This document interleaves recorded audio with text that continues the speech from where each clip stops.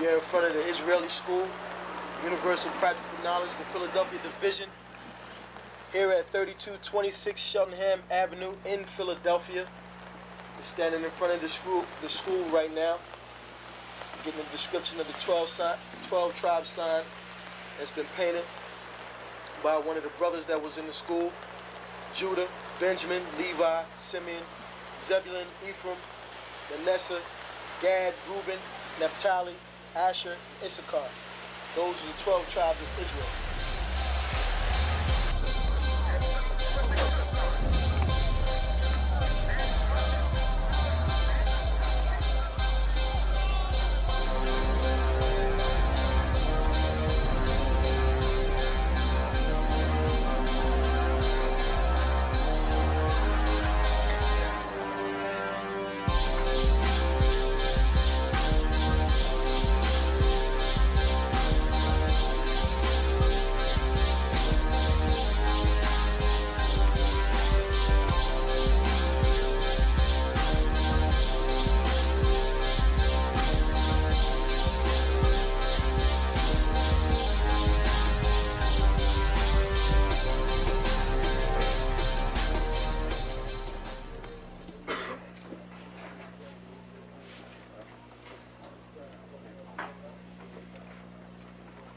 Shalom.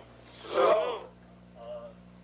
You've been waiting for this day, so this day has finally come. A lot of you have been wondering where this knowledge that you've been hearing is coming from, and the powerful truth that you've been hearing, how this was established. Well, we finally were able to arrange for the priests to come down from New York and spend some time with us. And I'd like to introduce them if I can. These are some great brothers. We're very glad to have them with us.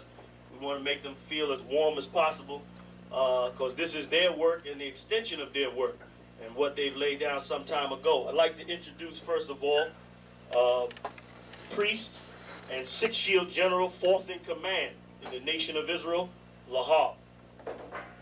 I'd like to salute this brother. March up. Barak.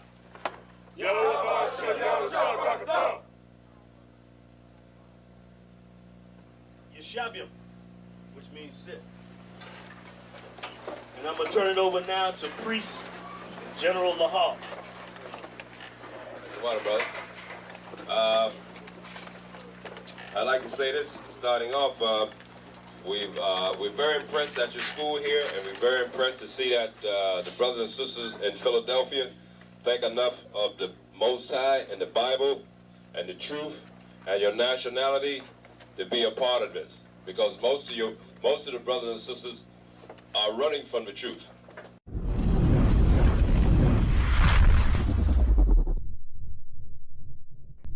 Shalom, Israel. It's time to come get your full dose of truth for the week. You got Mondays, history class, taught by Officer 500 Shariwan and Officer 500 Ahabawan. 7 to 9 p.m. Eastern Standard Time. Tuesday, you got Word to the Unwise podcast from 6 to 7 p.m. Followed by the main event, Captain and Priest Hadarya teaching scripture breakdown, the Bible like you never heard it before. 7 to 9 p.m. Eastern Standard. Wednesday, we got Priest and Officer 1000 Awaja teaching you all about the law. Tune in. 7 to 9 p.m. Eastern Standard Time. Thursday, you got myself, Priest and Officer 5000 Kazak Amath, joined by Priest and Officer 500 Barak Yah, teaching you the Brotherhood class from 5 to 7 p.m. Friday, learn to speak in the Holy Tongue, the Lashawan Qadash class, taught by Officer 1000 Qatar. 7 to 9 p.m. Eastern Standard Time. Shalom. This is to all Israelite groups and all Israelite communities and all breakoffs from One West and breakoffs from breakoffs from breakoffs from breakoffs. No matter what rainbow uniform you wear, red, white, purple and white, all white, it don't matter. You should all treat the ISUPK like your weird, misunderstood Sabbaths. You shouldn't do anything until you counsel with the ISUPK. We'll tell you when and what to eat. We'll tell you who to marry. We'll tell you who to have sex with and how. We'll tell you how to resolve conflicts with your wives. We'll tell you how to resolve conflicts with your kids, your brothers, your sisters, your parents, your friends, everybody. We'll tell you when and how to pray. We'll tell you how to direct your life in a way that's pleasing to the Most High God of Israel and our Black King Yahushua, aka Jesus Christ. We will be to you instead of a God. Just like the Most High told Moses in Exodus 4:16 that Aaron would be to him instead of a mouth and he would be to Aaron instead of a God, that's what we'll do for you. It is what you all need because none of you know what the fuck you are doing. I pray you understand. Shalom.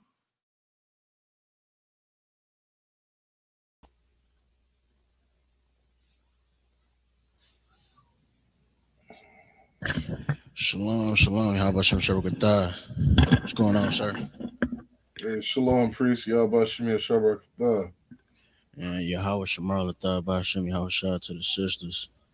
This is the Lashawan Qadash class every Friday at 7 p.m. I am Officer of 50 Ka'ar, filling in for Katab with the assistance of the mighty Officer of 1,000 Shariwan out of Windsor. Water, priest, for your kind words. I appreciate you. And yeah, no sweat, sir.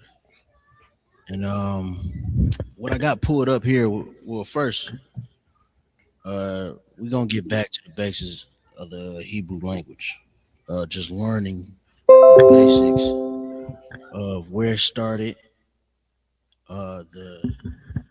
just the root of it all, the root of all languages, which is Hebrew. So let's get to the root of Hebrew.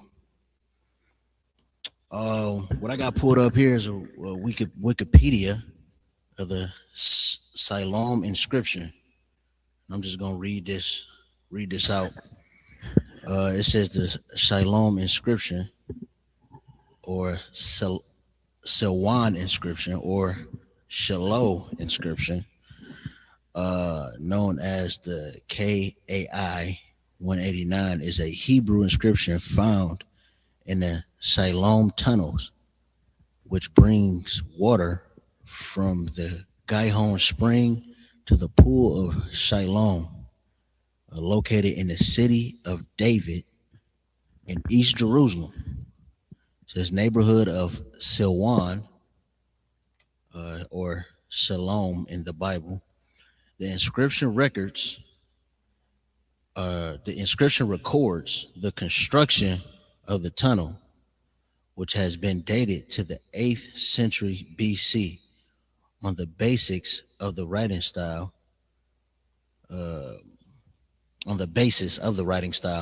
It is only known ancient inscription from ancient Israel and Judah, which commemorates a public construction work. So this was an inscription that basically was explaining how they built this tunnel. And if you see in this inscription, it's written in the Lashawan Qadash, the Paleo Hebrew. Is it possible to zoom in on that anymore?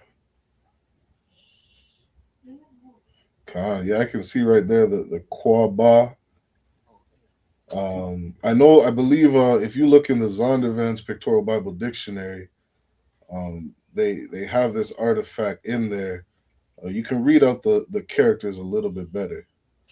I'm gonna see if I can pull that up. If you wanna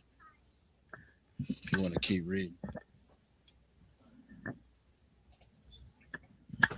So like I don't have that article pulled up to keep reading. Okay, yeah, you said Zondervan Pictorial. Yeah, I wonder if maybe you can look up just an image of the Siloam inscription. I thought it might show the inscription a little bit better. You know what I mean? Because that's a heavy piece of artifact that you're bringing out. It's a heavy information, because a lot of our enemies like to teach that the Lashawan Qadash was made up. and you bringing out the basics of the Hebrew, you know, it a part of that begins with, you know, learning and teaching and understanding that this was our language. You know what I mean? Can you see that, sir? Khan, can you zoom in on that a little bit?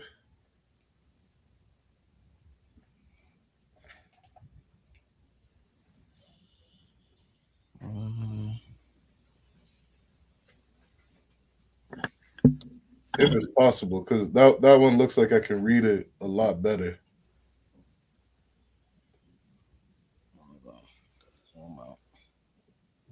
How's that, sir? Most lucky.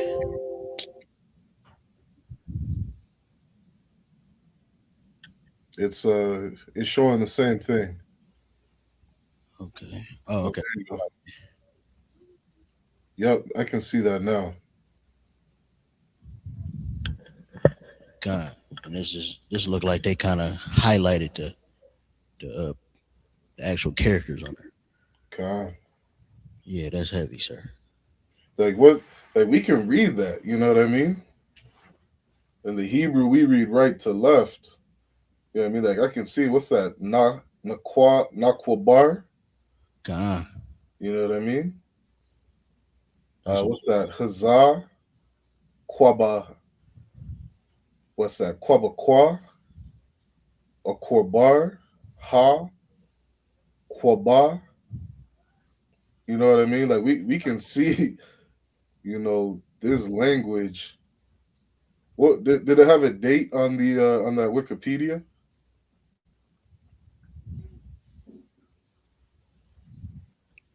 Salakia. It says it was found in the 8th century, or it said the construction of the tunnel, which has been dated to the 8th century. So they saying, so it was probably written around the 8th century. Right. That's almost 3,000 years ago. God, That's heavy. God. Yeah. So like I don't want to take over the class. So keep No, keep going. You know what please. I mean? And anything you want to bring out on this, I just want to add, like you said, uh, it's just so heavy that the ISUBK and the seven heads was able to resurrect the understanding in the Paleo Hebrew. You know what I mean? Especially with our oppressors and enemies getting a hold of the language and bastardizing it in such a way. But to bring it back to the roots is heavy. Con. And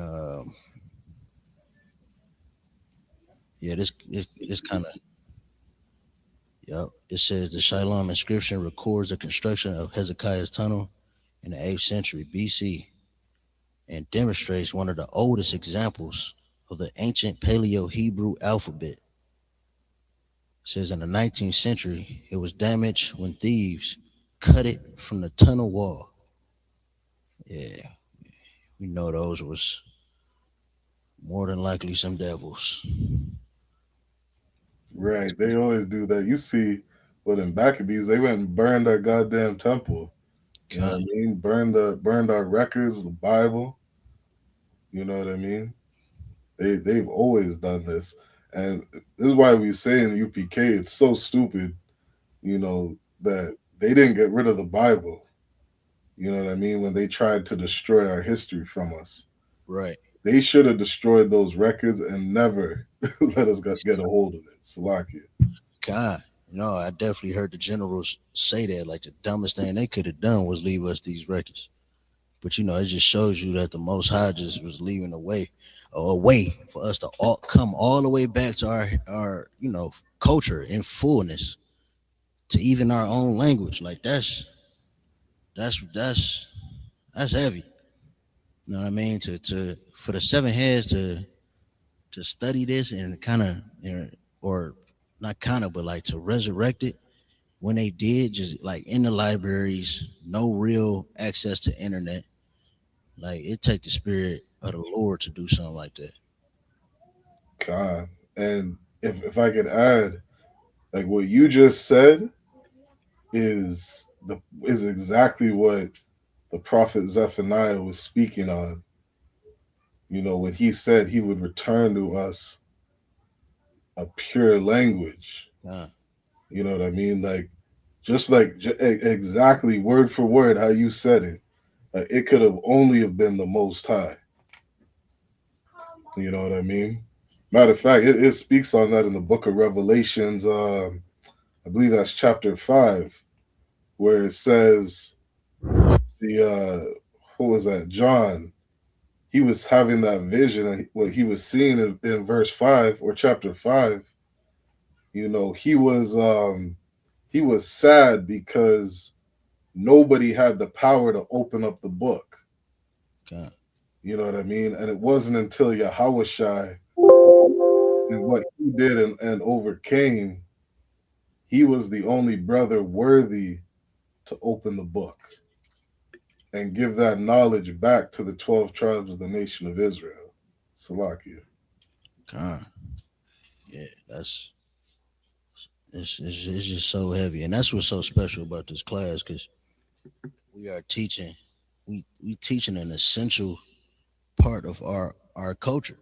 You know what I mean? Because it's not our language. Not only is it not our language, this is not our land. This is not our culture. Like, so to have the access to speak the way the men of old, the way we originally did. You know what I mean? Like, it's just heavy. And I Yeah, got. right. I'm going to pull up that.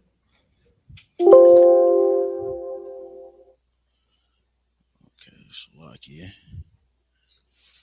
Um,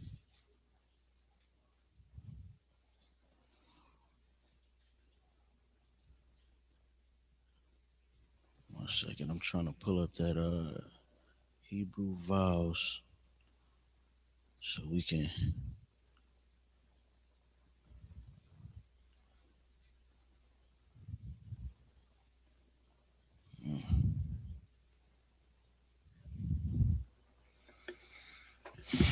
1 second, Slovakia, sir. No sweat. While you get that, shout out to everybody in the chat. The water for tuning in. We got the big priest Awadja in the building. Shalom Adawanya Bashim Shabbat. I was just, To everybody tuned in, if you could make sure you hit that like button. You know what I mean? Like, share, subscribe. Get this truth out. These Hebrew classes. Get these Hebrew classes out so our people can learn our language. You know what I mean? I don't know about you, Ka'ar, but you know, you ever hear how would I put it? You ever hear when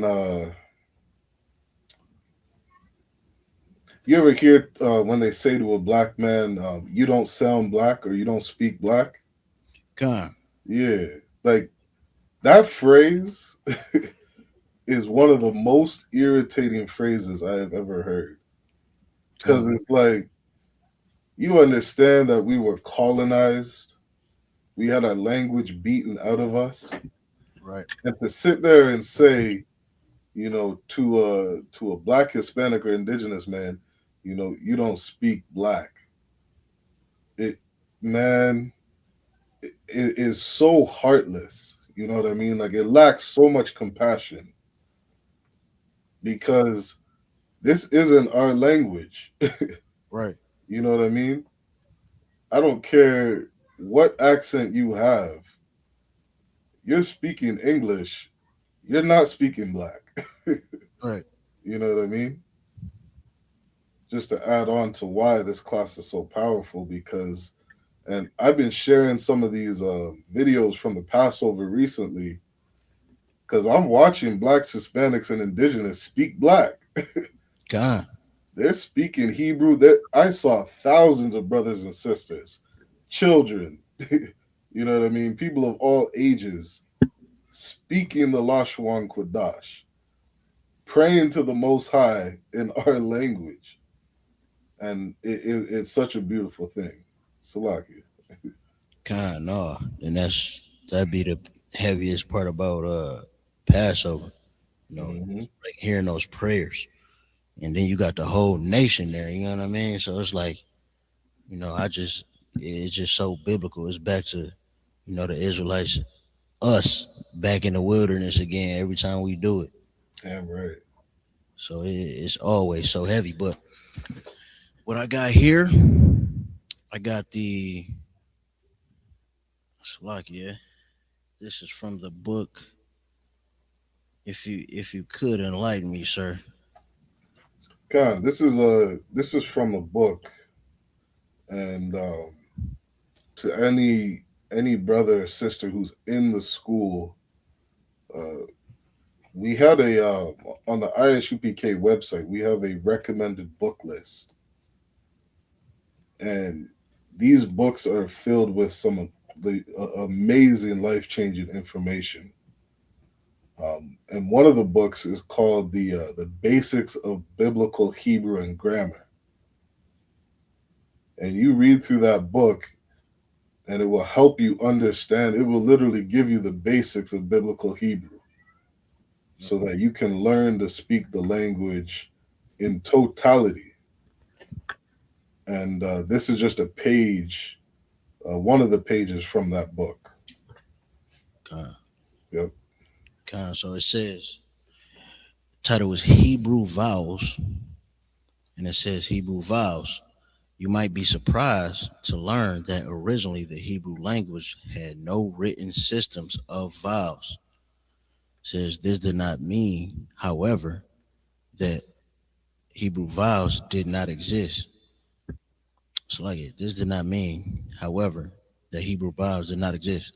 While they did not exist in written form, they had always been present in the spoken form of the language.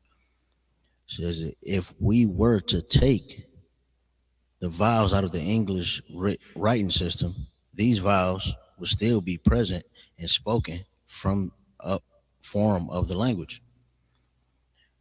An English translation of Deuteronomy 6 and 5 serves as an example. Love Yahweh, or we would say Yahweh, your God with all your heart. Without the vowels, we are left with a series of consonants, much like the ancient written form of Hebrew. Love Yahweh, your God, with all your heart.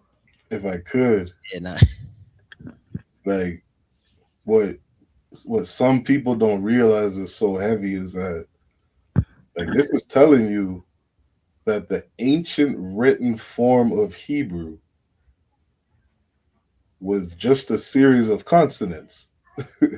God, You know what I mean? And what scholars uh, had a tough time understanding is that because they speak English, or they speak their Assyrian Hebrew, they only can understand the language from their lens. You know what I mean? So when you see a character without a vowel in it, you still have to make a sound. And for brothers to understand that better, for brothers and sisters to understand that better, um, you just got to study and look up how noises are formed. You know what I mean?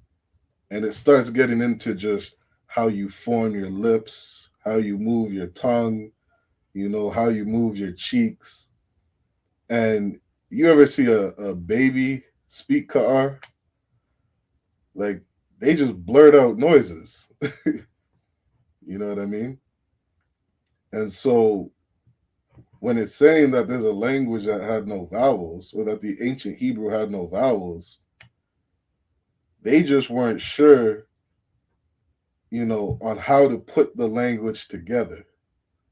But you keep reading, it'll break it down a little better.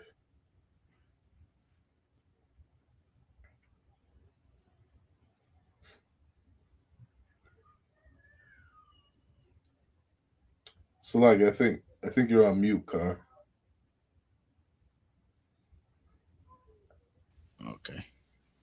Yeah, there you go. All right, Salakia. It says, in order to read this sentence out loud, you would need to rely on your knowledge of English and supply the necessary vowels. In the same way, when Joshua read the entire law of Moses to the Israelites, Joshua Joshua 8, 8th chapter, he had before him a cons, Consonantal. consonantal Yep. text with no vowels. This required Joshua to supply from memory the necessary vowels when reading. God. For us, this is not the case today. Now check this out, Car. Okay. When we write out our characters, do we write out vowels or do we just write out one character? Yeah. Allah. You see what I'm saying? Yeah, kind. Like Joshua, he just had the consonants. Right. That's all he had to read it. Kind. This is exactly how we write out our Hebrew today. You know what I mean? You looked at the inscription that you brought up earlier. It's just consonants. You know what I mean? Keep on reading. I think just maybe one more sentence. It says in the second half of the first millennium AD, a group of dedicated scribes called the Masoretes became concerned with preserving the oral tradition or spoken form of Hebrew. Mm-hmm. Keep going. They developed an elaborate system of vowel notation called pointing. So now, when you look at the Assyrian today, if you were to pick up the scrolls in the Hebrew on how they have it today, you ever see all the different dots and the lines that they have? Yeah. Because that is the pointing system that these Masoretes created. They developed an elaborate system to come up with vowels to be able to speak the Hebrew. You So see what I'm saying? kind of like, so, and these wasn't Israelites then. I would have to. I have to double check that. I have to double check through my notes on that. Kind, okay. You know what I mean? But I want to say off the top of my head that these were the Amalekites. But I could be wrong on that. Don't quote me on that. You know, you understand? But either way, these group of individuals called the Masoretes, they developed this vowel system to be able to speak the Hebrew that they speak today. Now, you go back in time, Joshua didn't have this.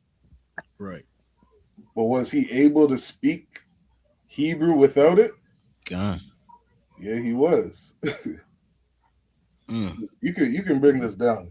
I remember and I'm not gonna go too far, and I don't want to take over the class on you, but there was I remember there was a debate recently with those fake Israelites, and somebody was defending the Lashawan Qadash, and somebody was defending the Assyrian Hebrew, and some of the things that people who defend the Assyrian say is you can't pronounce the language without the pointing system.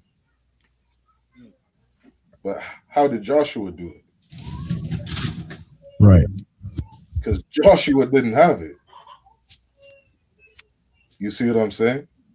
Now, you look at the Siloam inscription. Do you see any vowel points? So it's like it. So say again. In the Siloam inscription, were there any vowel points? Oh no, lie. That was Paleo Hebrew. Paleo Hebrew. It doesn't exist. Now, what you would have to say, what you would have to conclude is that either these people didn't speak at all, they didn't talk, or they couldn't read what it is they wrote down, or like we read about from what Joshua did, is he read it without the pointing system. Right. You see what I'm saying? With con. So it's like people have a what they call a conundrum, or you know what I mean? Like you gotta pick a side. Either you're gonna say that these people didn't read what it is they were writing down, or maybe you just don't understand the ancient Hebrew. Right. You know what I mean? Which is so beautiful again, what we did in the ISUPK to be able to resurrect this language, because what did you see at Passover, Car? Where I saw a people bunch of niggas speaking it. speaking it, right? Yeah. So what that tells me is you don't need a vowel system. Right. You don't. And if you look up what a consonant is, and you learn and study what a syllable is, Con. you just start to learn that wait a minute, you can pronounce characters without vowels. Yeah. And for me, I'm not gonna skip ahead, but I'm just gonna say Yeah. the quick study that you gave me, how you breaking it down now is connecting. God. It's connecting why you don't need those vowels. Most High in Christ. So I see. And yeah, that's heavy. God. And and I'll end with this, because like I was when I was talking to you about this car, like this is the basics to our language. Right. You know what I mean?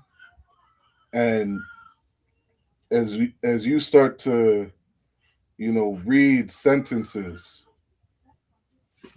one of the things you got to keep in mind is that how did General Haas say it? This is like a syllabic what was that word? Symbolic. No, syllables. I think he said like syllabilic. I forget the word. Yeah, no, I don't But know. it's like you're reading syllables. God. You know what I mean? You're sounding out syllables. And each of our characters, except for one, which is the I, it's a language of consonants. And we can speak it and read it just fine. Right. Salaki. Shout out to little man in the back. But yeah, God, sir. Cuz. God, that's yeah. Which Salagi, can you hear him yelling out, "Where?" Yeah, God. Yeah. You telling me he can't speak? Right. God. That's the one character right there. He's making a sound. Yeah, and he's saying something. He ain't just screaming. You know what I mean? You ask them sisters, they know exactly what he's saying. Yeah. Get That's that why nigga some milk. That's why he stopped. Your Rib know exactly what he was saying. But let me see if this light. I'm gonna try another marker. That ain't showing up good. Let's see.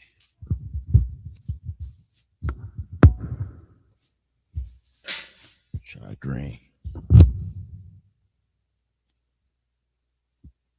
Can you see that on your phone, fine? It's cool. It's just that light glare, huh? It's not that bad, but if you do have a different color, it might show up better. Yeah, I think a different color will show up better. I'm gonna start out. Besides, I'm gonna say them while I'm writing. So we just gonna write out the alphabet in order. We're gonna write the Paleo Hebrew and the sound. Then we're gonna write out the Assyrian along with it.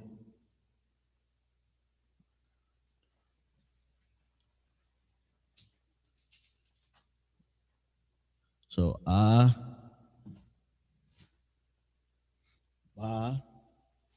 ga, da, wa, za. I should have gave them a little space.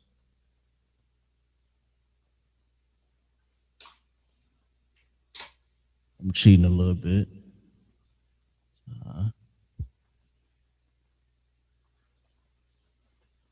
Yeah.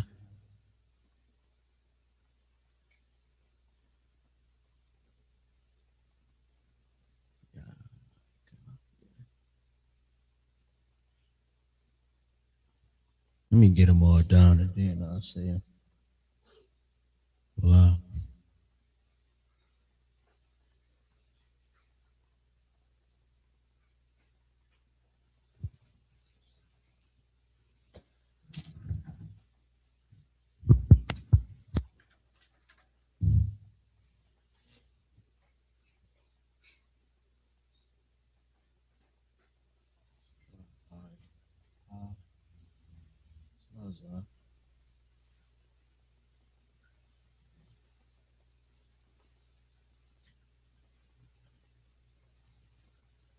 I don't like that.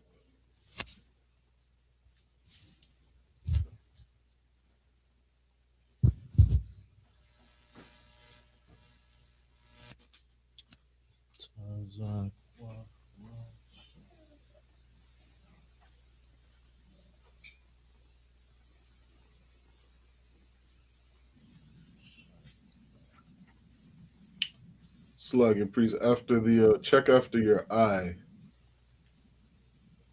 Oh, okay. Oh, God, the water, sir.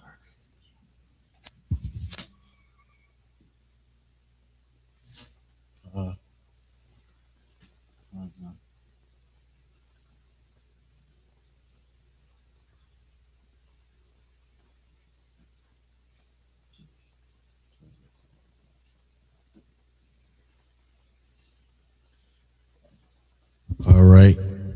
Slug and check that tazah between the pa and the qua.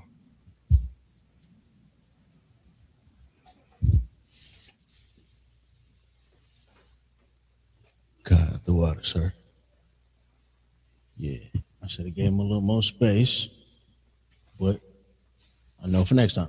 So look, we're just gonna say them, and if you learning, if you new at this, I would suggest as you writing it down, as I would suggest it, write them down in fives, say them in fives, repeat that five about 5 times. So if you start off with I, you can write, you write the character,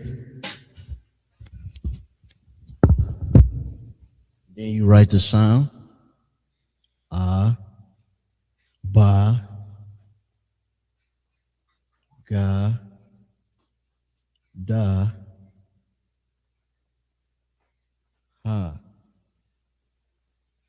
Ba, ga, da, ha. So you write those down, write those sounds down, and then say them 5 times. Ba, ga, da, ha. Ba, ga, da, ha. Repeat it in your head, become repetition. Then you move on to the next 5 characters. You got wa, za, ha, ta, waza, ha, ta, ya. And yes, you have to put that ha on that. Go ahead. It's ha. Am I saying that right, sir? Is my pronunciation right? Yeah, you got it perfect. Yeah, you gotta like ha. I can't even tell you. I remember Salagi, what a man above me taught me. Shout out Officer Hazahab at the headquarters. It's almost like you're getting ready to spit, or like hork up spit. And you say that after that C letter, the ka. You kind of turn that into like you're spitting. Like you about to hawk up a loogie. Yeah. That's how you say that. So first 5, ba, ga, da, ha. Say that 5 times, get them down. Now you know the first 5 of the Hebrew alphabet. Move on to the next 5. Wazachataya. And you say those five. Wazachataya. Wazachataya. So now you got the first 10 down. Abba Gadaha Wazachataya. Moving on. Ka. And that's why it's important to really emphasize that this character, ha, because that could turn into ka when you're talking. You know what I mean? Like a lot of my name is Kha'ar, really. Kha'ar. But, you know, I'm not gonna stop a brother when he say Kha'ar. You know. But once he get in the class, he'll know, oh, your name, Kha'ar. I am Ka La Ma Na Sa. Right? Or is that too much? Not yet. That's 5 too. Ka La Ma Na Sa. So now you 15 in. Yes, baby. I love you too. Thank you. You gonna learn the alphabet? Learn the Hebrew alphabet? Are you paying attention? So we're on the next 5, which is Ka La Ma Na Sa. Get those 15 down. We're 15 in. Abba Gadaha Wazachataya Ka La Ma Na Sa. I Pa Taza Kwa Rai I Pa Taza Kwa Ra. And you just add those last 2 in there. Sha and Tha. Now you have the Hebrew alphabet. Like I said, if you are a beginner, it's best to really write these down, say them as you're writing. And I say write it out 100 times, as I was ordered to do. But I tell you what, I did not remember it until I started saying it in 5s. And I got it down. At that point, when I started doing that, got it down in 30 minutes. You know what I mean? And Shaiwan is my witness because he the one that told me to do that. After him telling me to write it down 100 times, I did that order. I came in. He was like, well, do you remember it? No, I couldn't. You know what I mean? But I know I could recognize them. You know what I mean? I had that down. I had the recognition down. But when he told me, say it in 5s, I remembered it. And it was that easy. Abba Gada Ha was a kata ya kala mana sa ipa taza kwa ra shatha. And there's your Hebrew alphabet. Let's get that Assyrian down. You know.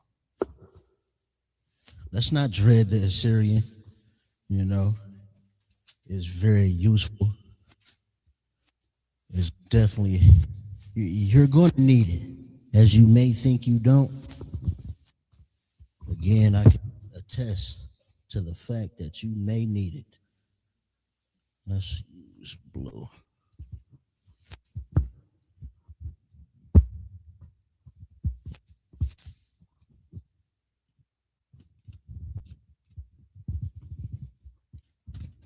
I myself, I am going to lock in. I'm gonna really get this Assyrian down myself.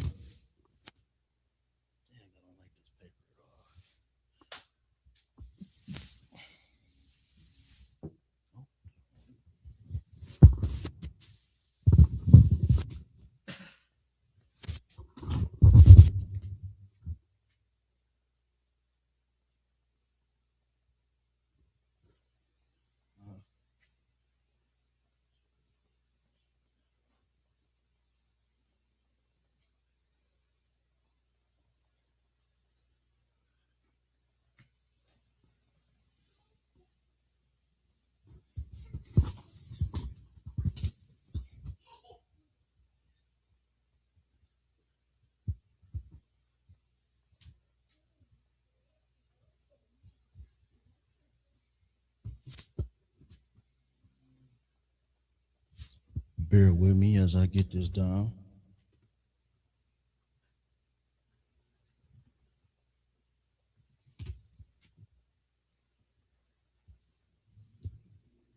Mm.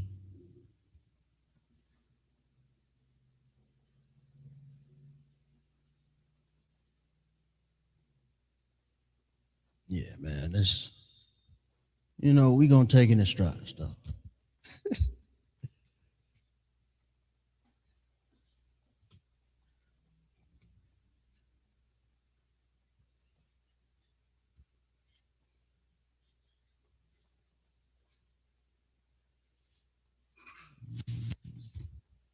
Let's put a little more emphasis on that one.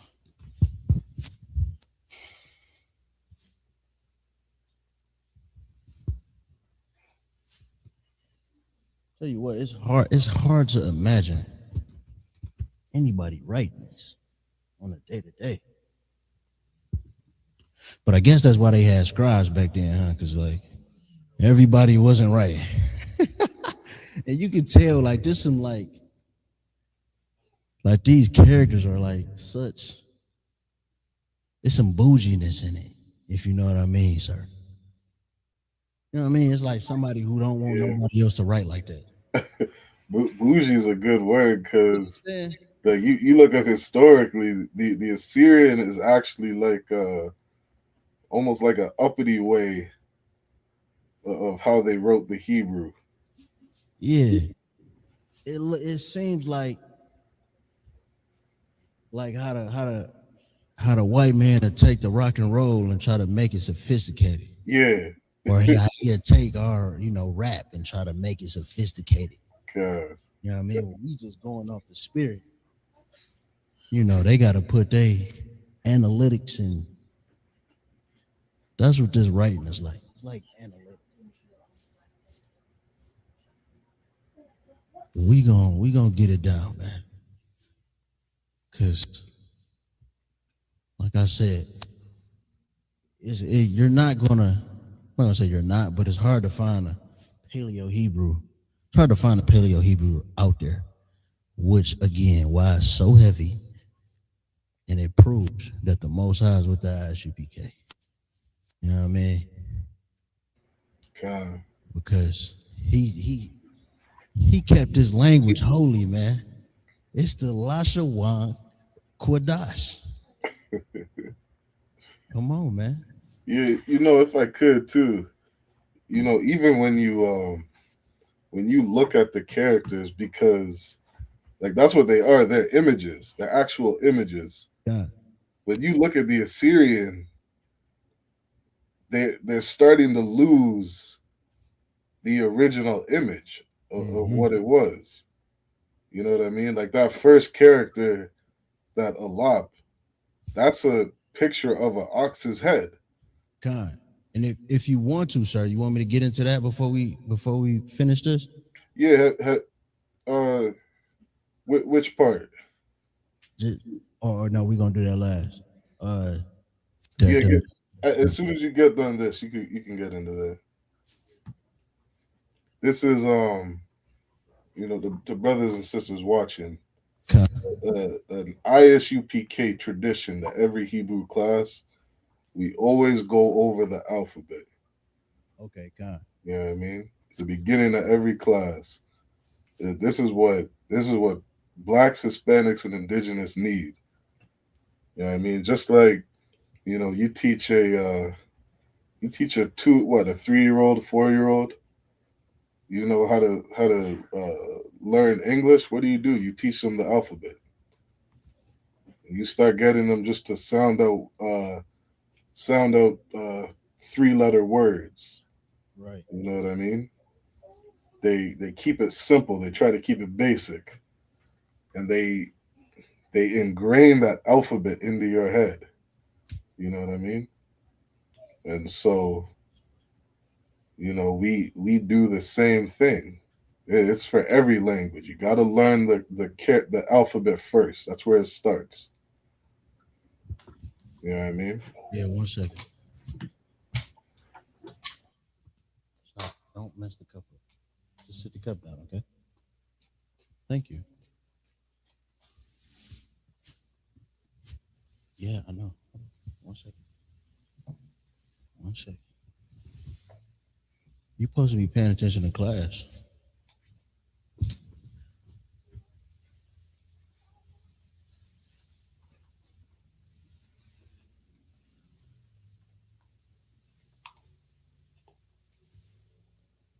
Hey.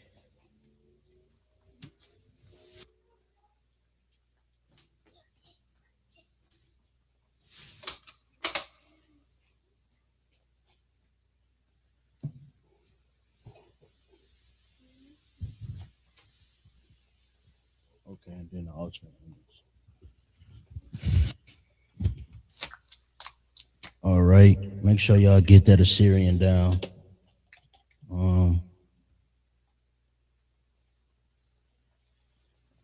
Last week, Qadash said my handwriting was good. You know.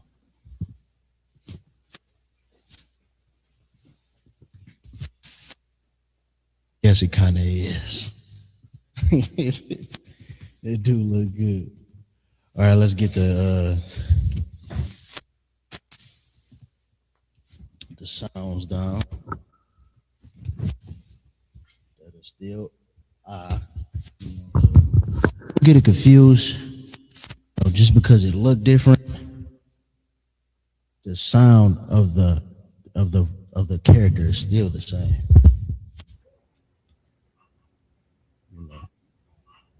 Now you just got to kind of correlate and remember those characters. And if I could add one thing, please, sir. When you're writing that Assyrian out, always put the two characters. For I think there's 5 characters that have 2 different symbols. Khan. Yeah, Khan. I was gonna line those up. Those alternate.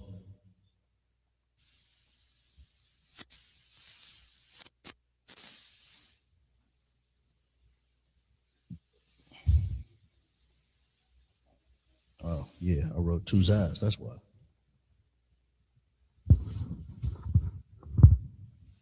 Come on, right? Yeah, and I might have to pay you, Kahar, to take down some notes for me, because yeah, your penmanship is very wild.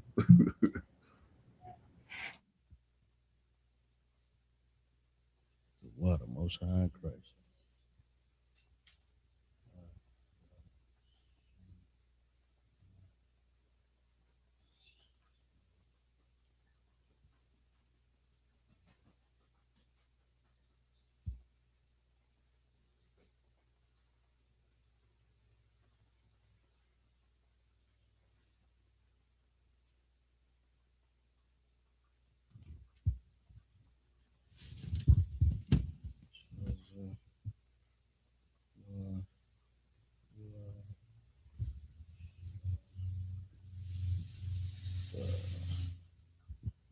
All right, that's a Assyrian.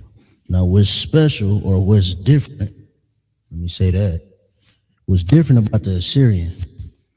The Assyrian has what you would call alternate endings for some characters, meaning when you write in a word and you're using these characters, let's say ka, for example. This is the ka, and when you're, let me think of, I'm not even gonna try, but let's say you're using that character, or Salakia, that's the ya. The ka, yeah, this one. The ka, when you're using it, when this goes at the end of a word, the ending, the character change. And that would be that. So now ka looks like this at the end when it's used at the end of a word.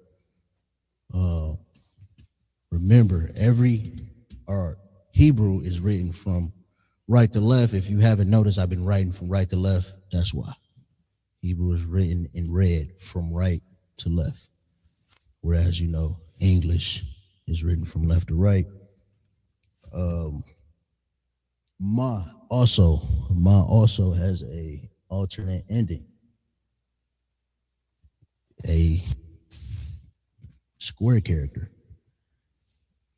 And you know, to your point, sir, what you said earlier, you start to see that these characters start losing they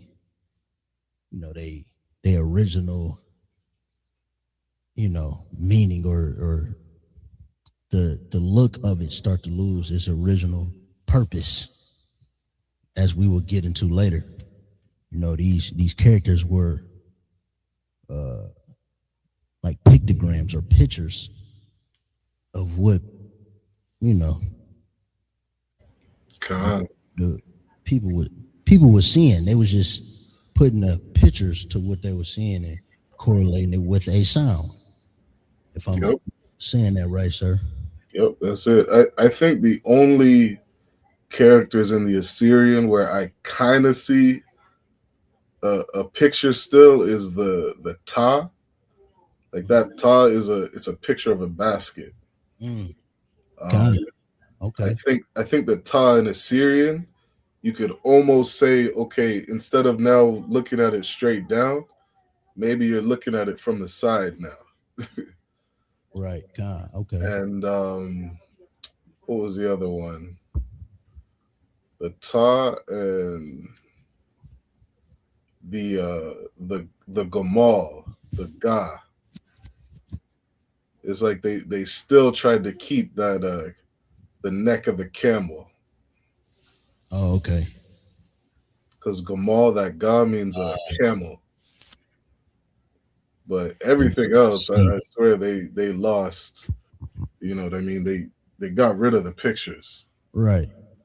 And then that's where like I was trying to say earlier, like you could, when we going off the spirit up here, where we just write what we seeing, what the Most High has laid out for us, you kind of see the analytics that they tried to put into the Right, key, yeah. God. you know what I mean, math or whatever. So let's go through these alternate endings. Ka has an alternate ending when it's used at the end of a word. That's the character. Ma also, that's the character when it's at the end of a word. So when it's in the middle, you just use these top characters, or at the beginning. But when it's used at the end, you use these characters. Na also. And then you have Taza. And then Kwa. And like I said, that's just the Assyrian. That's like the Paleo Hebrew is not like that. But when you're using the Assyrian or when you're reading the Assyrian, you have to watch out, have to know those characters when you've seen it at the end. And especially because a lot of these characters look the same.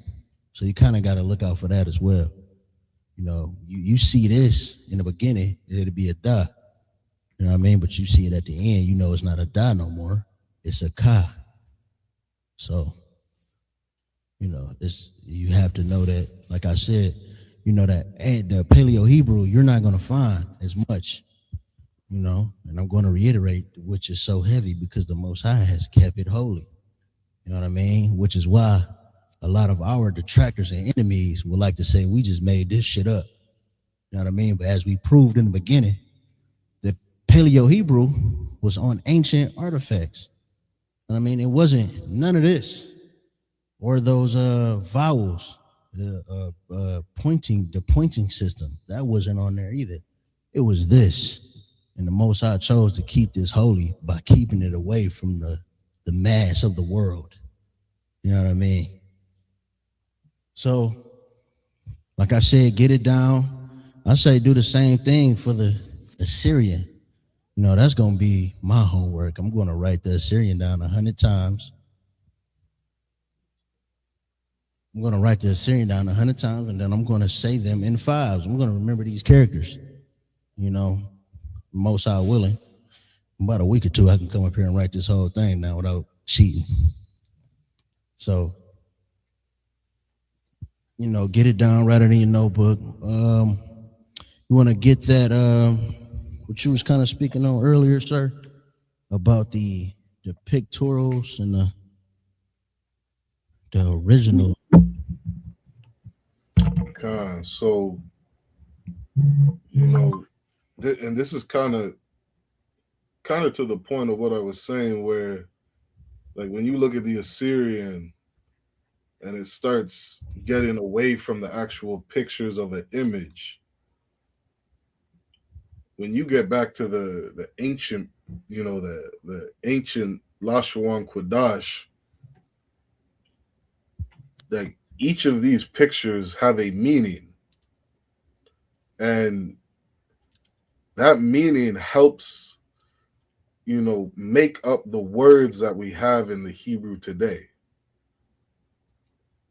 And for example, when you look at the ah in the Assyrian, that is not a picture of an ox's head. You know what I mean? They just tried to make some, what do they call it, like handwriting of the ah. You know what I mean? They try to make the ah look fancy, wherein there's a purpose for having the picture of an ox's head. It's almost like they would have done themselves better justice if they got an artist to draw the picture of an ox's head. Right. You know what I mean? Because Yeah. that would have so much more meaning. You just put some scribbly lines together, you start to now get into more of a deceptive type of language. Which is why, again, one of the first things you learn in the ISUPK is that our oppressor is the devil. He is a deceiver. When you get to the Paleo Hebrew, these words are not meant to be deceptive. Like the men above me, they always say, our language is like a barbaric language. It's very to the point. It's to the point. It's not deceptive. You know what I mean? Like the way we speak is like, woman, come here now. Right. Woman, go there now. Child, son, pick this up today. There's no deception to it. We speak very straightforward. We speak very aggressive. And there's no room for deception in the way we speak. Right down to you even say a word itself, each word has a meaning to it. You know what I mean? And I believe you'll get into that as we get further on in the class. I am currently trying to pull it up. 1 second, Salakia.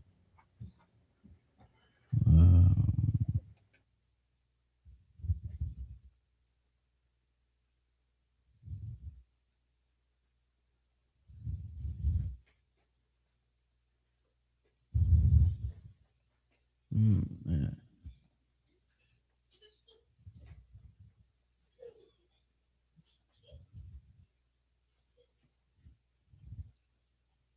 Salakia, bear with me. It's a little difficult trying to pull it up when it's not on the internet. That's the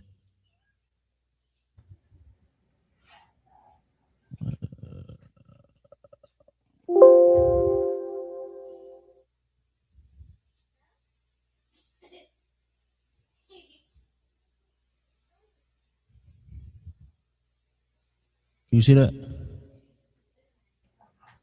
Or is it still the file? Yeah. It's showing some files right now.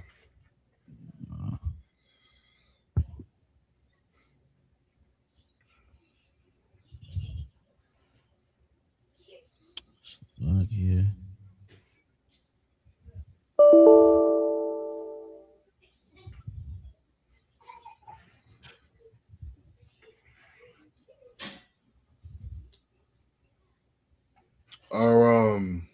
Are you able to pull it up on your phone? 1 second. I think I figured it out. 1 second. I just gotta find it.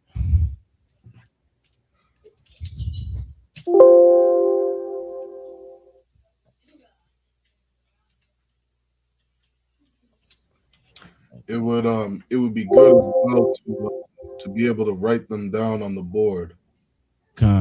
Okay, yeah, I was gonna do that and have it kind of playing on the side too. All right, so like yeah, it's not popping up. I just did it though. That's what's bothering me. I just did it. Oh, okay. Hold on. I think we got it. Yes, sir. There we go. All right. Should I do it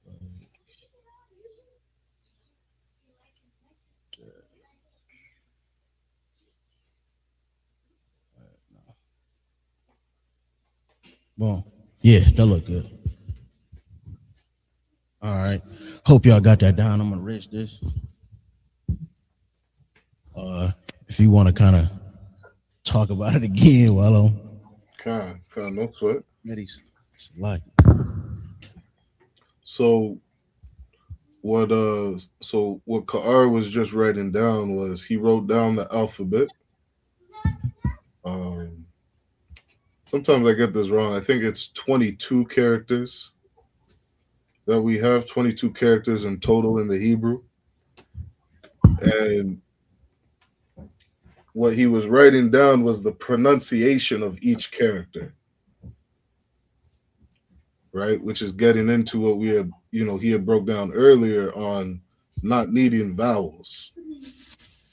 You know what I mean? We can speak an entire language with consonants. And the only exception is the ayan, which is an eye. It's your eyeball, right? Ayan. And every other character, again, we just use those syllables. And so what's good to understand, when you're also learning the basics of the Hebrew, is to know what each character means and what it is.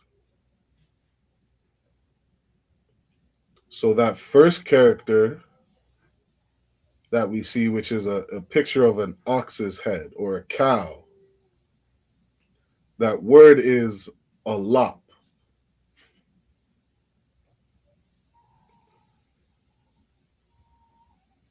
That first character is alap.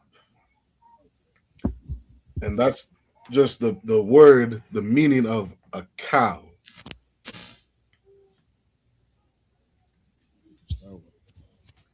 we can start with those. And while you speaking on it, so we gonna write down the characters as well.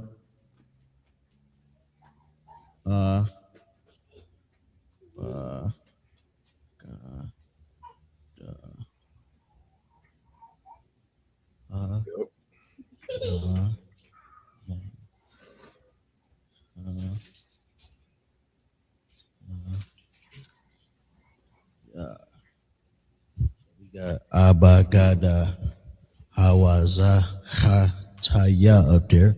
Now, if you could, just to the side, put the spell out Abba. Got So I can explain, maybe put it in like the middle of the board. okay. And we just make it big so everybody can see. Hey, play in the back. Hey, stop. I don't want you to hit the camera. Hey, I don't want you to hit the camera. Go in the back.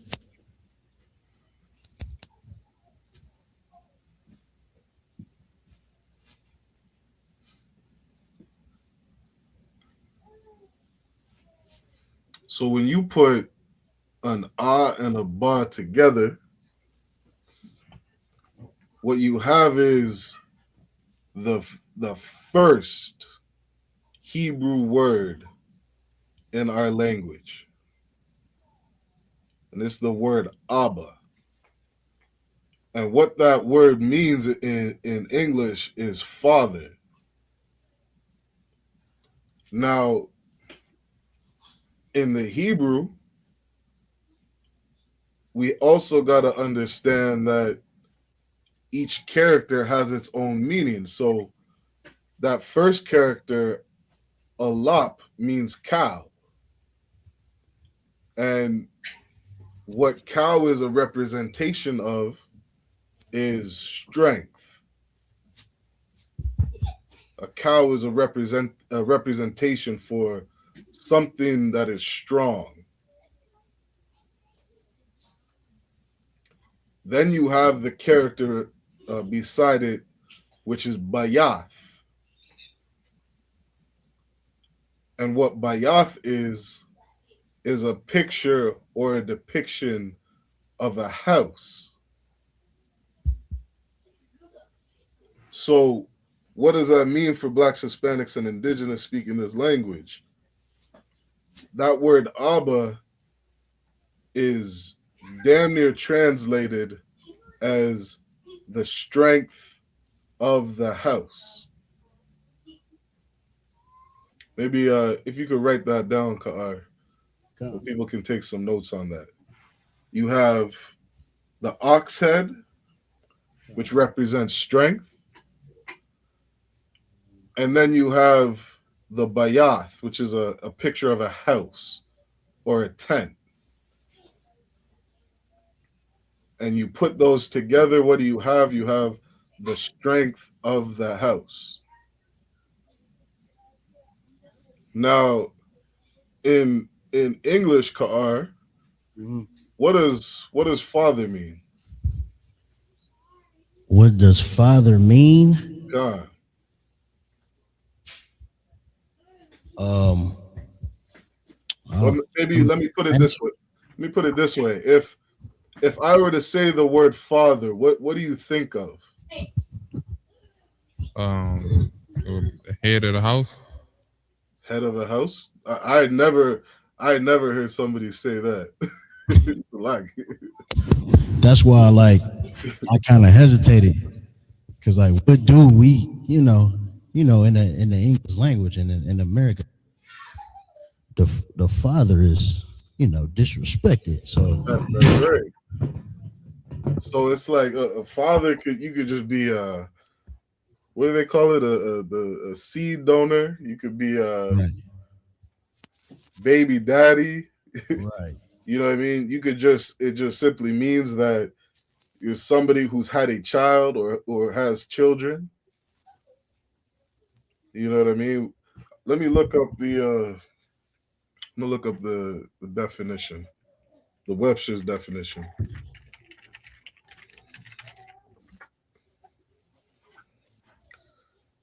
This is the AI overview. It says a father is a male parent. A male parent. The man who begets or brings up a child. You go to another definition that says biological parent. A man who begets a child. Or a social or legal parent. A man who fills the parental role. Another one, the last one they have is a creator or founder, is a person who establishes, creates, or originates something, such as founding fathers. And these are those are the typical definitions. Right. They have one here which I think is interesting. They actually added in a male guardian offering protection and guidance.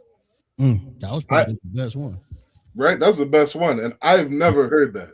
Yeah, right. You know what I mean? I've never heard that definition until I got in the ISUPK. Salagi. God.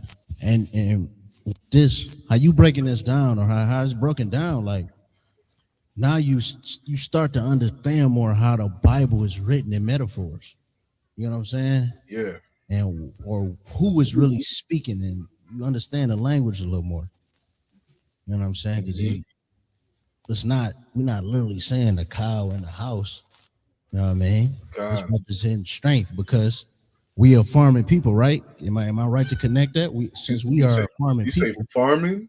yeah, or agricultural people. You God. know, us using that cow or a bull, you know what I mean, being synonymous with a bull, that would be the God. strongest thing we would, Yeah, interact with on a daily. that's heavy. You know what I'm saying? And then our tent, our house, you know what I mean? Mhm. Yeah, that's like you start to see the metaphorical speaking in the language in itself. So yeah, God. this is we could go through it again, sir. If I may recap, the Abba, which means father. Then when you break down those characters, you got the I, and the Ba. Remember, the sound or the pronunciation of the characters is written. You write it in English, and it's written left to right, but the characters are actually written right to left. Mm-hmm. Ba. So the or the alap, and this is what I put up here at the top there. The alap means cow, God. symbolizing strength. The Mm-hmm. Ba, that character, um, is Bayath, which is tent or house. And now you Mm-hmm. got that word father meaning strength of the house. God. So yeah, that's heavy. So if y'all want to get this done before I erase it, I'm gonna continue on and writing all those characters that you see on the right.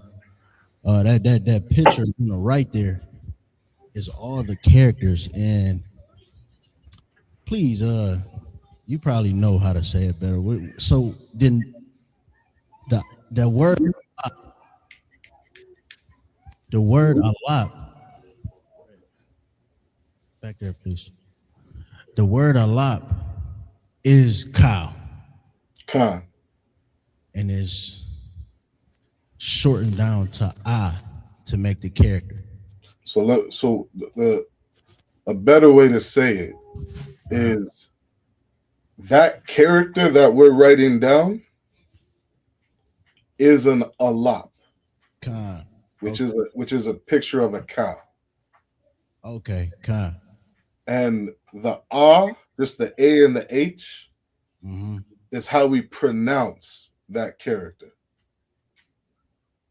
Khan. So that Abba Gadaha, those are just the pronunciation. Right. That's all that Of the is. character, but That's the right. actual character itself is a alap, it's a cow. Khan. It's an alap. And the ba is an actual tent. It's the bayat. Okay. Right. Khan. So if we were speaking like the correct way to say it is this character is an alap. Mm. This Okay. character is a bayath. Right. How you pronounce the bayath is a ba. Okay, Khan. How you pronounce a gamal is a ga. Right, because now and then when you putting these characters together, you got the meaning behind those characters within the word. Correct. Mm. Yeah, man, that's beautiful, man. Yep. That's definitely beautiful. I'll give you I'll give you one more. Please do. And the only reason I'm giving this one was because I was having a conversation with somebody, and they were saying, they were telling somebody that one of my son's name was Honor. All right, but in the Hebrew, his name is Kabad Ya Allah. Okay, so if you could write that up on the board, Kabad with a K. Okay, Khan. Right. See, that's Yep. what pronunciation is. Oh, because I was instantly thinking, I'm gonna write it out first. You said kabad. Yep. KABADYAAH Y A. Yeah.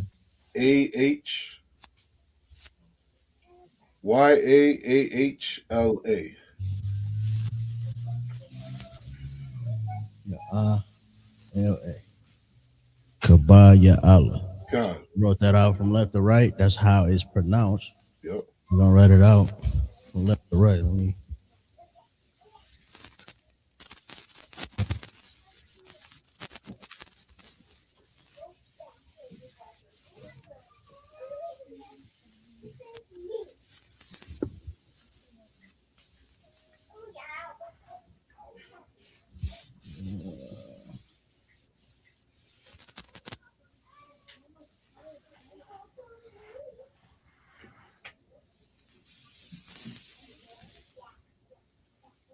Now, like when we broke down Abba, right? Abba just means father in English.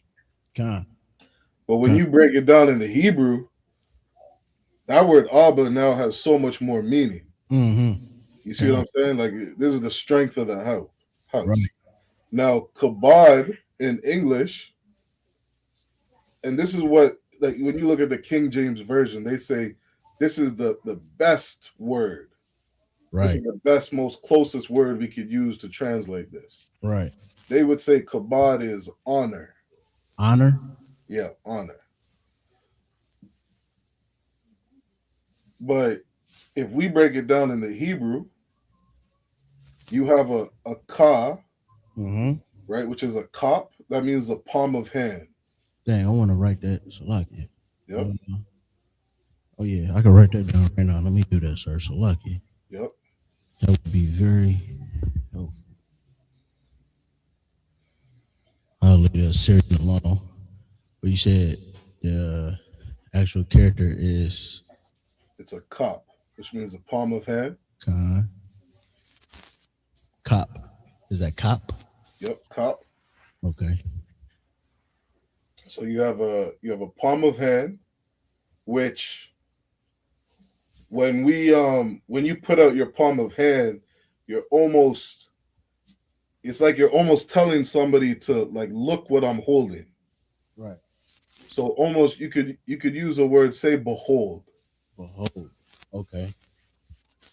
So the Right. cop would be behold. Then you have a bayath. And the bayath is a house. House. Khan. Right? Khan. Then you have a dalath, which is a door. Right. Right? So what you're saying almost to somebody, you're telling somebody like, look at the entrance of this house. Khan. And then it says Ya Allah. Ya Allah, Ya is a preposition meaning of, and all it means power. So, sometimes people hear the word Elohim, right? Elohim or all or Allah, right? That word all just means power. Khan. So it's like my son's name is actually more closer to like, behold, the entrance to this house is of power. And when you just say that his name is honor, you're taking away so much meaning from what the Hebrew is. God. You see what I'm saying? God. So these characters, like when you take the time to look at each character and you put the word together, a lot of times this could have so much more meaning. And many times what we do when let's say we're naming a brother, a lot of these words that we have, they're always used in context. So if let's say like you're a brother, you come into the school and you get a name, right? You get your name, like you've done your 90 days, you get your name. The priest that anoints you and gives you that new name, he gives you a scripture with that name. God. Because that scripture gives you context to what your name means in that context. If that makes sense. God. And so, and this is why I say, like, when you break down the characters to each character inside of your name, it can have so much meaning. Because these are pictures. And then you put that word into context of something, it's like, okay, this is what we're saying. Right, you got the full meaning. You know what I mean? God. Because like Kabadia Allah without context, we're kind of like, okay, this could mean so many different things. Right. But what we do know is that like there's something we need to be paying attention to. There's some kind of building with an entrance. Right. And this thing is of power. Right. This thing is of the Most High. So that's just another example of, you know what I mean, these characters having so much meaning. God. I'm looking at mine. Yep. You know, the ha means fence. God. How would you pronounce that fence in the Hebrew? Hawam? No. Kama. Hama. God. Kama. God. Okay. So if I may.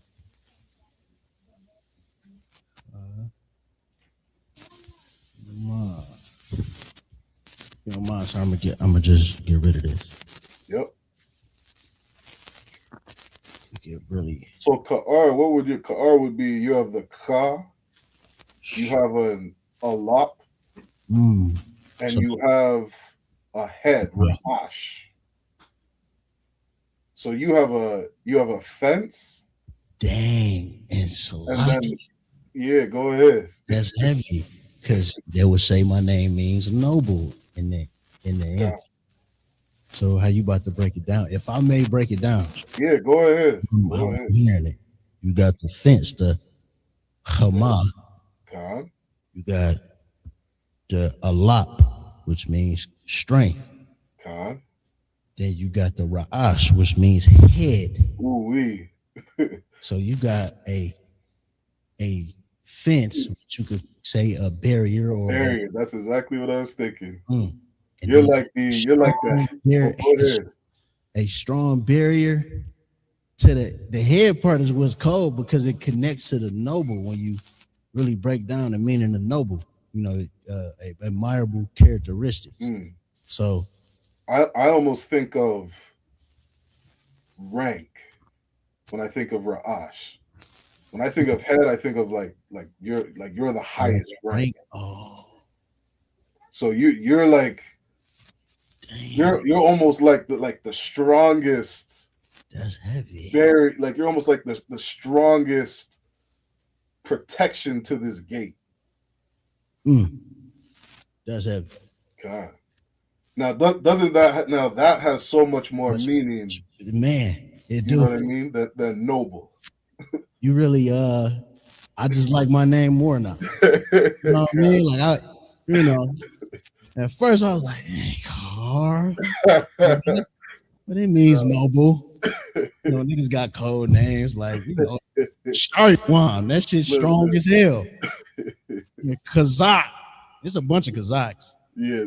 You know what I mean? Yeah, that is awkward. Like Yeah. a bunch of soldiers. Yeah, I even like how Barakiala, God. Zorak, them niggas got strong names. And I was like, dang, Kaar. But he was like, it means noble. But when we break it down now, we get the full context of these characters, man. God.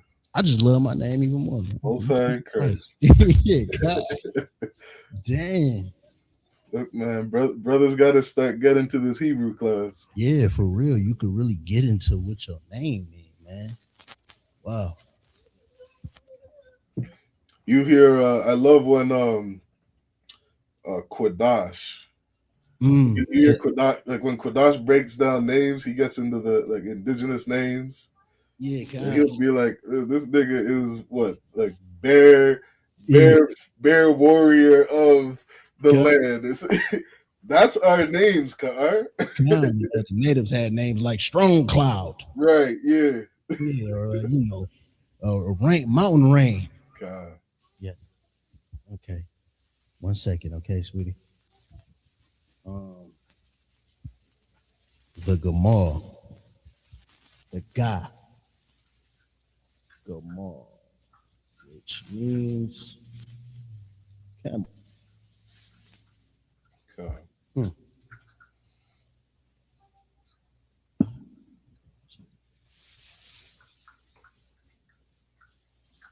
And you got, so okay, we did the Alap, the Bayath, Ga, Gamal, which means camel. Sorry, let me go. Alap, cow. Bayath, tent / house. The Ga is Gamal, which means camel. God. The Lath means door. God.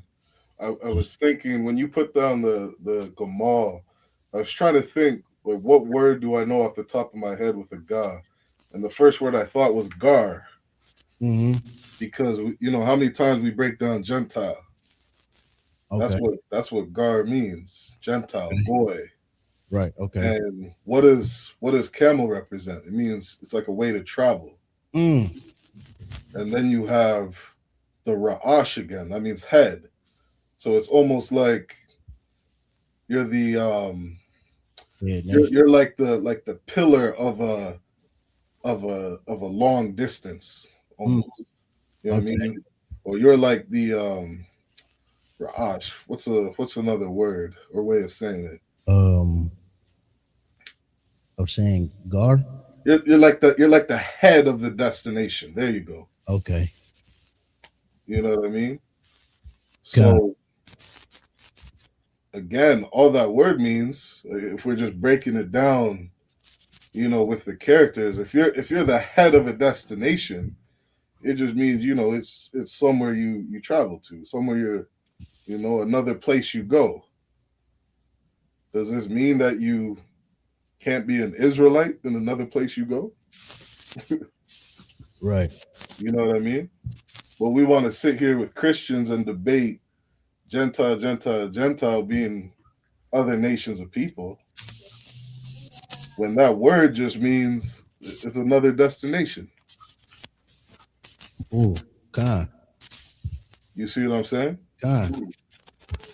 And that, like, stuff like this, you know, and to any brother watching, I think about things like this when I'm in a battle sometimes, because you ever hear the brothers in the ISQPK just simply say Christians don't know the Bible?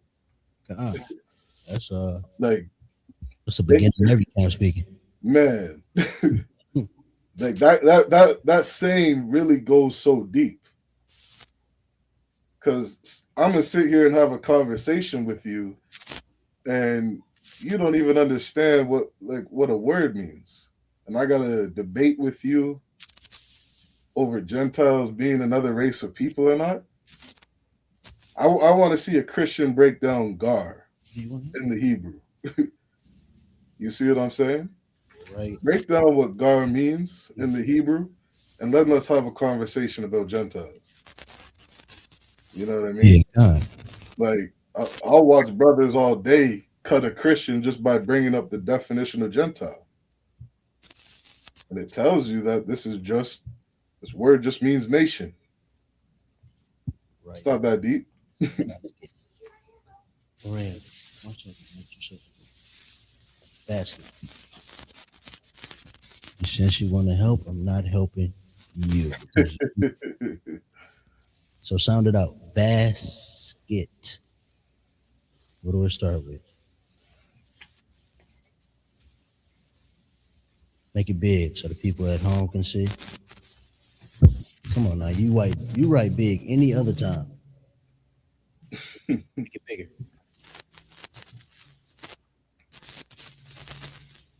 Yeah. Okay. B. Bat.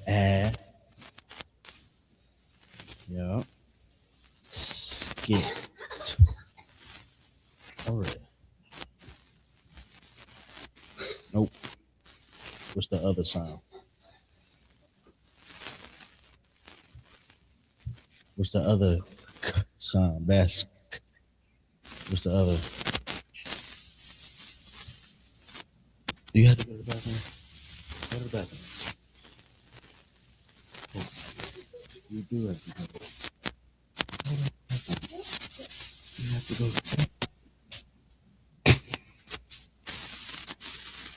Yeah, that's a K, right? Nope, not I, but basket.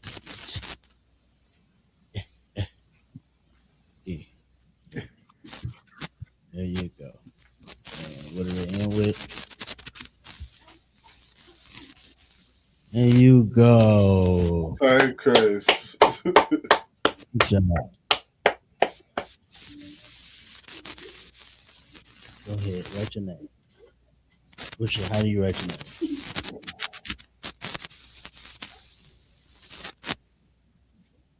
A. What else? What's next? What's next? Your little hand. R. I think you're guessing now. That's a Y. Okay, it's a Y in there, but you skipped a lot of letters. Okay. What else? Another A? Okay. All right. Another A. All right. Yeah, we're working it at home. Yay. You missed a couple letters, but it's cool. Araya. Good job. Okay, sorry. Do it again. I just never raised it. Come on, do it again. Good job, guys. Thank you for your help. Now back to Hebrew class. Thank you. Yay. Clap it up. Clap it up. Good job. All right. We're gonna fill in that Assyrian as we go on, but we're gonna go through it again. I think we got down to the Da, which was the Lath, and means door.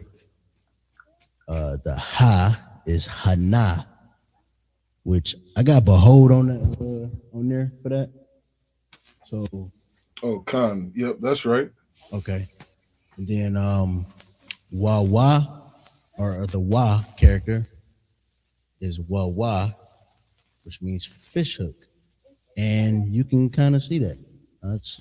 You could definitely see. You can catch a fish with that, I guess.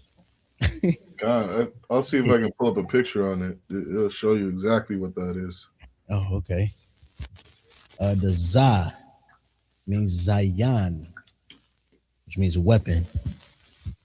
You got Kha is Chama, which means fence. We in class right now. Hold on. So Ha is Chama, which means fence. The Ta is Tana, means basket. Yes. Good job. The Ya is Yad, which means hand. The Ka is Kap, which means palm. I put behold or palm, so I guess I wrote.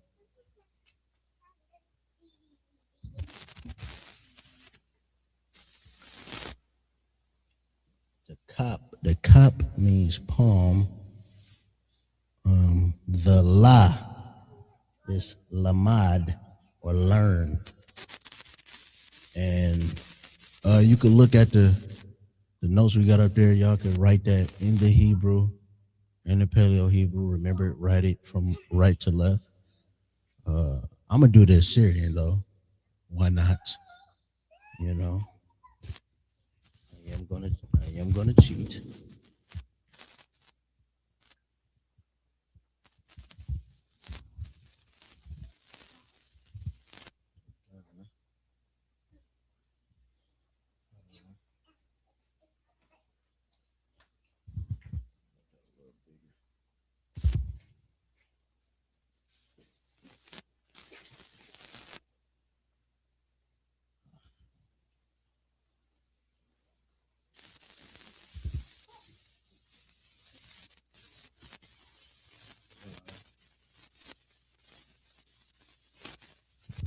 Go ahead and write that in the Syrian. And also write it in the Hebrew.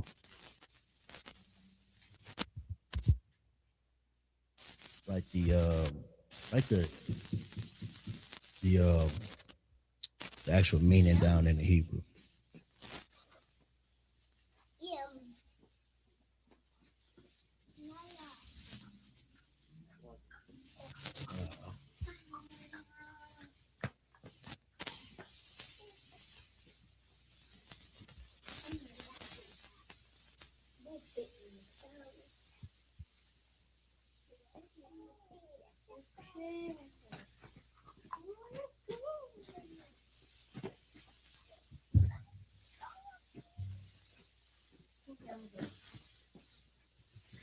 Yeah, go ahead and get that down in the Assyrian. Write the actual Hebrew word in the ancient Paleo Hebrew. I guess why not? I'm up here. Yeah, go ahead.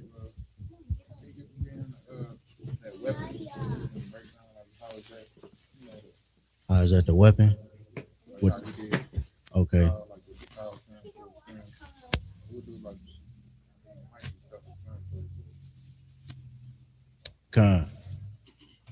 I mean, Shaiwan, the brother, the Trooper Koyam had a question for you. If you could break down Zion, the weapon. Zion. What are you asking on that about that character? Try that mic up.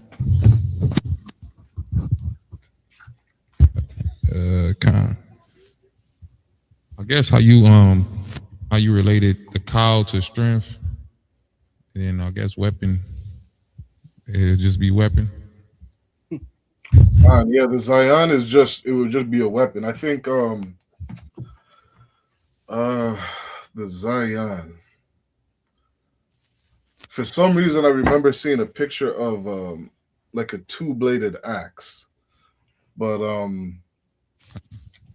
Makes sense. I would have to find that exact my exact notes on that. But Salakia, sir, for me. Con. Just kind of what I think he kind of saying, even with all these, is based in the context of the word being used, right, sir? So the character, like the way you related the Allah to strength or the I to strength, could it also, would the I also become a kind of different meaning in a different context?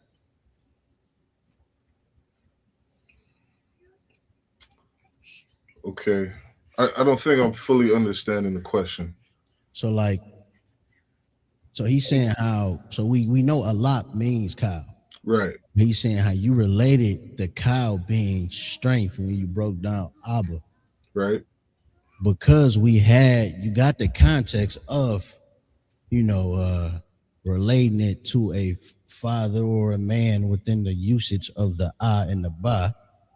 Mm-hmm. Kind of get that word that I in the actual word Abba being strength. Right. You know what I'm saying? Or, the tent being a house now. You know what I'm saying? And he wants to know how Zion is used in the same way. So yeah, and that's kind of what I was trying to say. Like, I guess, we got weapon here, but if we use a Zion in a different context, could we say, I guess a weapon kind of direct, and that's kind of what's special about Hebrew as well. It's kind of direct, but could it be a different meaning in a different context, kind of? But okay, kind of direct. Yeah. So to answer that question straight, the answer is yes. Okay. Like you can, what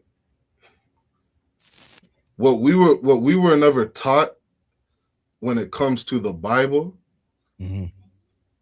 is to use, how would I explain it? To use the basics of the English language to understand what it is we're reading.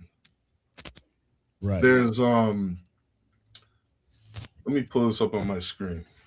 Like kind of how we say practical knowledge. That's kind of what you're referring to? No. Okay. So one of the things we learn in the English language is something called similes. Let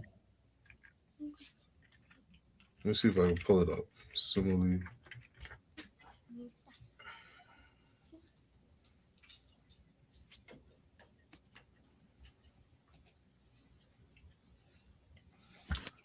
I think it's called the different types of parables. Let me see.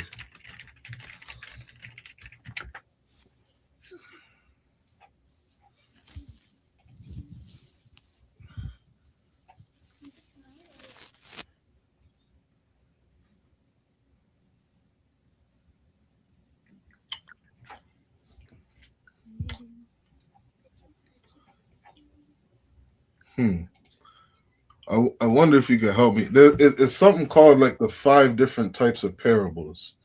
I know a simile is one of them. It's like simile, metaphor. Yeah, simile, metaphor. I'm gonna look it up for you. Pull it.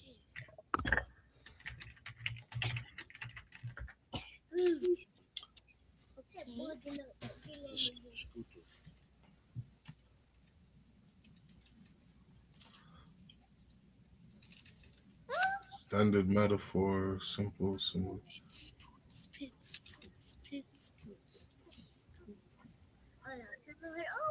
Okay, I got something here. This isn't exactly it, but this will give a decent understanding. I'll share my screen. I have it written down somewhere. I can't remember the name of them. Let me see.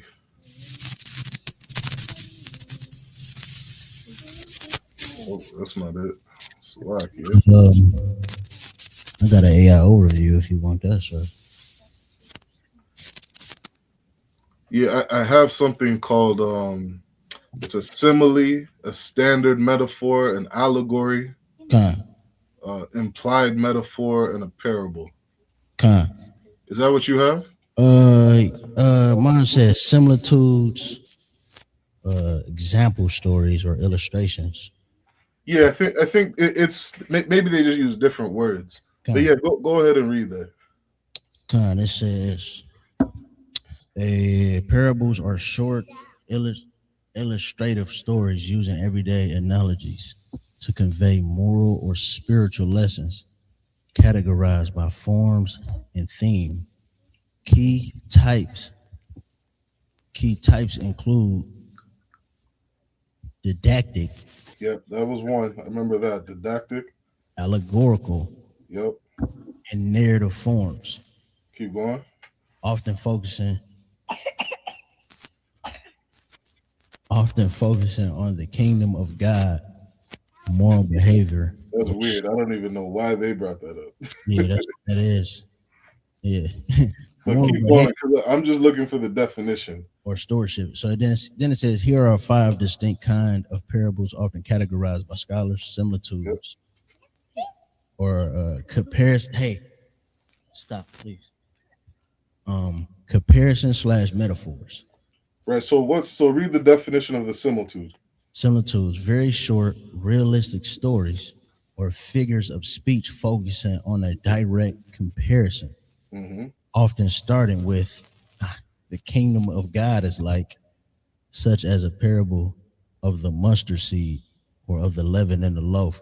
I think this is the AI knowing who be typing there. Right. But that's a good example. So for example, a similitude is like when you're using a figure of speech, but you're focusing on a direct comparison.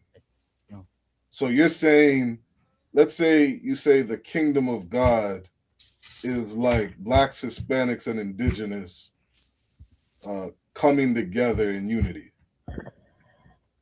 That's an example of a similitude. Right. So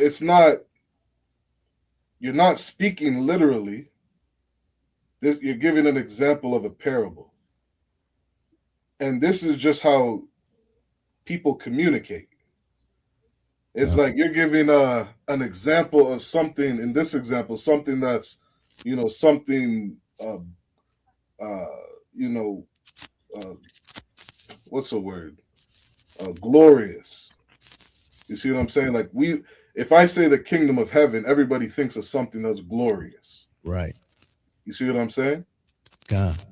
And then you give the similitude of what it is you're speaking of. God. So you say it's like blacks, Hispanics, and indigenous coming together. Right. Or you could say the kingdom of heaven is like, Quayam and his rib being on one accord. That's a glorious thing. And you're giving a comparison to, something that everybody knows to be glorious. God. And this is how people speak. This is how especially blacks, Hispanics, and indigenous speak. You know what I mean? We say it all the time. We speak in parables. Right. There's different types of parables. And so anytime when it comes to understanding the Bible, Quayam, or reading the Bible, you see the word weapon inside of a sentence, you have to distinguish between, is this literal or is this a parable? Salaki. Go ahead. Something if I may. Like they say the Bible is your weapon. You know what I mean? Like it's not a literal weapon, right? But correct. You understand, we cut motherfuckers every day with this Bible. Even in that cutting. We sharpen your sword. We say that shit all the time. God. You know what I mean? And that's a perfect example of the Bible being, or the word weapon being used in a parable, of a scripture cutting somebody deep, or of a scripture hurting somebody or harming somebody. You know what I mean? You see, some brothers in the school, if they see a sister married to a devil and they are walking down the street, they are going to cut that woman to piss. Okay. They are going to use the scriptures and weaponize the scripture to say something that hurts that woman. You know what I mean? And so, is she literally bleeding out? No. But is her feelings hurt? Does she feel shame? Is she thinking about her life? Yeah. You know what I mean? So that's how you can use that word weapon or zayan in different contexts. And so that's a big thing that, you're going to learn in the ISUPK is when you're reading the scriptures, any word can be used as a metaphor or a parable. God. And sometimes it can be literal. Sometimes you just gotta read maybe 2 or 3 sentences either up or down to figure out if this is literal or if this is a metaphor. So I hope that answers your question, Quayam. Most High in Christ. That was heavy. But it's 9 o'clock, sir. If you want to keep this for next week, I guess we can kind of finish, breaking those characters down. Then we'll get into the suffixes and prefixes as well. Come. Yeah, that'll be powerful because, there's always. This is something I heard Commander General Yohana say, and it always sits with me when it comes to learning the Hebrew. Is first you got to learn the alphabet. After you get down the alphabet, you got to learn the prefixes and the suffixes. Once you get that down, you basically reading you're able to read and speak Hebrew. And so a lot of, for any brother or sister tuning in, when you come to these classes on Friday, it's so important to get down the alphabet, and it will help you so much if you start to memorize those prefixes and the suffixes. You know what I mean? And getting down those prefixes and suffixes, it's almost like you starting to get to like advanced Hebrew. You know what I mean? You get that down as your core, as your foundation, you're going to be in an extremely good place to speaking the language. You know what I mean? Speaking, reading, understanding our language. Those prefixes and suffixes, they bring a sentence together. You know what I mean? And so, like any language, you put a what do they call it?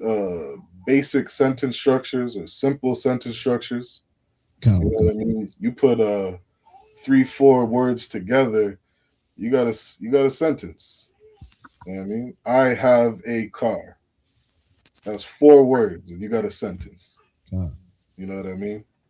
So you get that down, you'll be in an excellent place to speak in the Hebrew. You know what I mean? So, yeah, we'll keep on with the basics. We get this stuff down. You know what I mean? And yeah, we'll keep on moving. Khan. Before we close out, I'll just give a shout out to the people who checked in. And if you're still watching, like, comment, share, subscribe. We shout out to Awadra, he checked in. My Rib, she checked in. Shout out to you. Jana Williams, she checked in. Most High in Christ. The sister Shemayim checked in.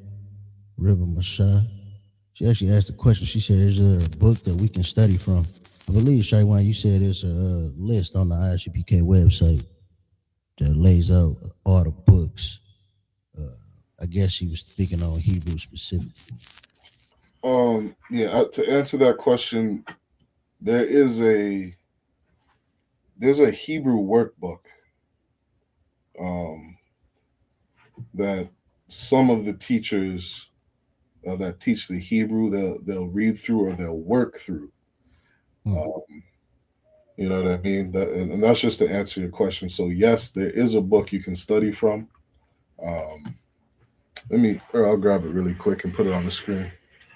While you're getting that, I'll just finish up these. Sister Aisha Bana, shout out to you, sis, always checking in. Carolyn Rasville, Rib and Mashah, shout out to you. Shout out my Rib to all the comments. We're gonna wait on Shaiwan. Yeah, I got it here. So this is let me see. There you go. This is a book called the Basics of Biblical Hebrew Workbook. Okay.